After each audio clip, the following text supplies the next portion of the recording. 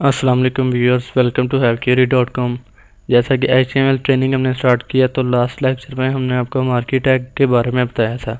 उसमें इमेजेस को मूव करना, लिंक्स को मूव करना और टेक्स्ट को मूव करना। और आज के लेक्चर में हम आपको बताएंगे इमेजेस के बारे में, उसके जो एट्रीब्यूट क्या क्या हैं, उनको कैसे चेंज वगैरह कर सकते हैं। तो उसके लिए ये हमने एक पेज बनाया हुआ है images.html। हमारे कोर्स कंटेंट में भी यही था, मार्की टैग के बाद इंसर्टिंग इमेजेस इन HTML। तो हम अपने कोर्स कंटेंट को फॉलो कर रहे हैं और आहिस्ता आहिस्ता हम पूरी HTML सीख जाएंगे इंशाल्लाह। और इसके लिए हमने ये एक images.html की फ़ाइल बनाई हुई है जो कि हमारे HTML ट्रेनिंग के फोल्डर में सेव है। उसके ये इधर ये images की, तो उसके लिए हम सिंपल इमेज ऐड करने के लिए सिंपल तरीका है कि img। HTML में ये img का मतलब है इमेज का टैग ओपन करते हैं। इसको क्लोज करने की ज़रूरत नहीं क्योंकि ये सिंगल टैग है।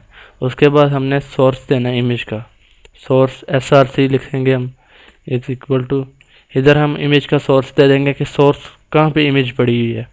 उसके लिए ये है कि ये एक तरीका तो ये है कि इधर से हम logo2 को उठाएं और logo2 डॉट, और उसका जो डॉट में एक्सटेंशन में उसका जो सेव हुई है वो भी हम लिखेंगे .jpg है।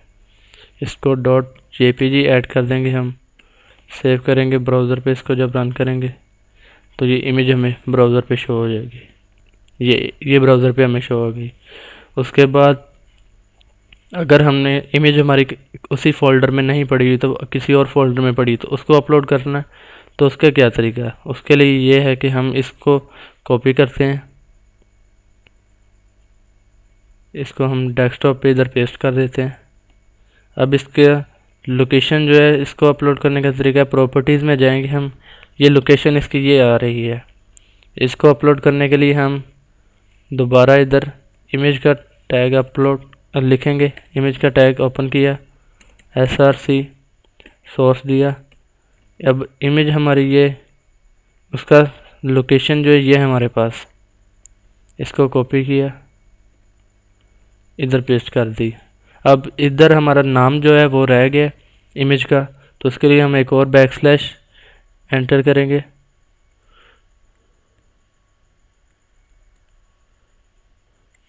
बैकस्लैश इधर से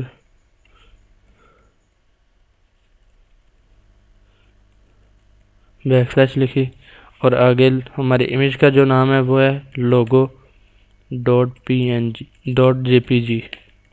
अगर हम फॉर्मेट गलत लिख देते हैं या नाम गलत लिख देते हैं तो वो इमेज अपलोड नहीं होगी। ये देखें, ये इमेज हमारी शो हो गई है, ये हमारी डेस्कटॉप पे पड़ी थी। इसी तरह अगर आपने कहीं और किसी और फोल्डर में पड़ी है उसको अपलोड करना है तो बस उसकी राइट क्लिक करके आपके उसकी लोकेशन फाइंड करके वो इधर लिख दें और आगे इमेज का नाम लिख दें तो वो आ जाएगा। उसके बाद इमेज के जो एट्रीब्यूट है, इधर हम उसको लाइन ब्रेक कर लेते हैं, ज़रा br लिख लेते हैं ताकि वो अलग लाइन में आ जाए। br ब्रेक लाइन, ये नीचे आ गई। उसके बाद इमेज के जो एट्रीब्यूट हैं वो ये हैं, एक हम इसको इमेज को हाइट विड्थ दे सकते हैं, हाइट इसको हम दे देते हैं 200 और इसको सेव करते हैं। इसकी पहले थोड़ा सा फ़र्क इसका पड़ा है लेकिन 100 देते हैं ताकि हमें सही पता चल जाए। पहले ही उसकी तकरीबन 200 के करीब थी, इस वजह से कोई ख़ास फ़र्क नहीं था पड़ा। हाइट हम इसकी बढ़ा भी सकते हैं, 500 भी देते हैं, लेकिन इमेज का जो पिक्सल है वो ख़राब हो जाएंगे। ये देखें फटी फटी पिक्चर आ रही, ये इसको हम 300 तकरीबन दे लेते हैं। उसके बाद एक विड्थ का एट्रीब्यूट, विड्थ देने के लिए ये भी हम इसको तकरीबन 300 दे देते हैं, ओ सॉरी, इज इक्वल टू 300। इसको सेव करते हैं, ये हमारी विड्थ भी बढ़ गई है और हाइट भी उसकी बढ़ गई है।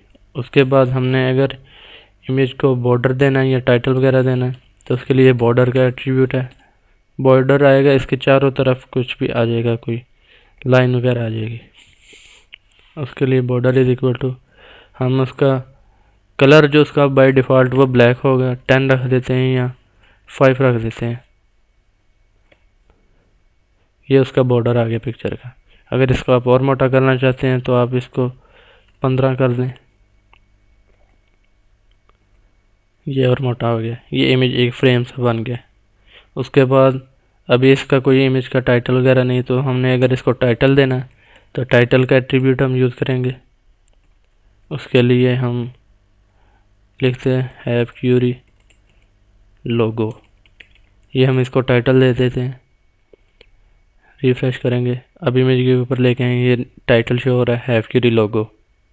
उसके बाद अगर ब्राउज़र इस तरह हमने इसको टाइटल दिया, ये ब्राउज़र को नहीं पता कि हमने क्या टाइटल, ब्राउज़र इसको रीड नहीं कर सकता। ब्राउज़र को बताने के लिए कि ये इमेज किसके बारे में, वो हम एक अल्टरनेट टेक्स्ट के यूज़ करते हैं एट्रीब्यूट जो है ALT, इसका मतलब है अल्टरनेट टेक्स्ट।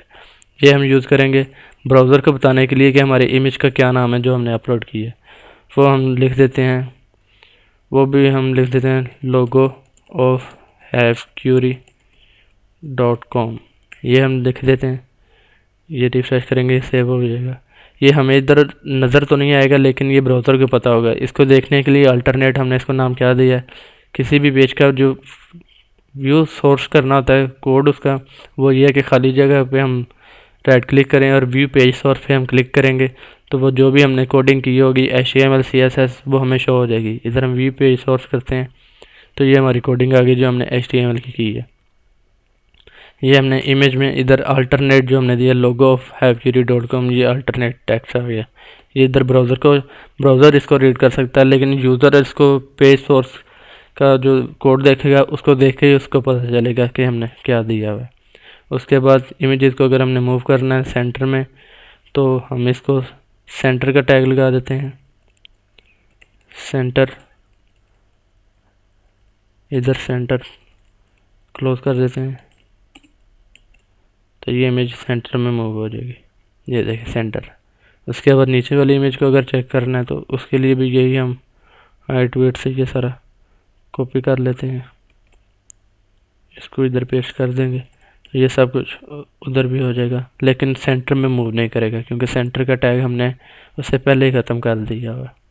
अब इमेजेस को लिंक्स कैसे बनाना है, इमेजेस पे कोई क्लिक करे तो किसी वेबसाइट पे, उसके लिए ये तरीका है कि हम ए का टैग ओपन करें और इमेज के बाद ए क्लोज कर दें।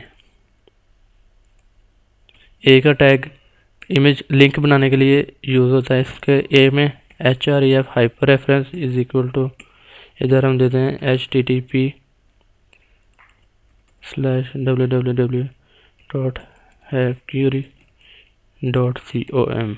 ये हम देते हैं, इसको लिंक बना देते हैं।